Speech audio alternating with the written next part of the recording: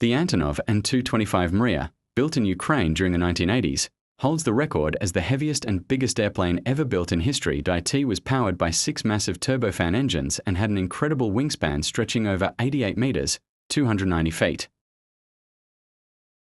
This legendary aircraft was specifically designed to carry ultra-heavy cargo, including the Soviet Union's Buran space shuttle on its back. It held multiple world records for carrying the heaviest commercial cargo, weighing up to 253 tons at one time. Line 5.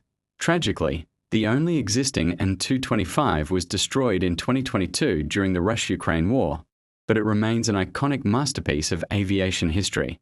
This is air traffic control. You're cleared for takeoff. Flight attendants, prepare for takeoff, please.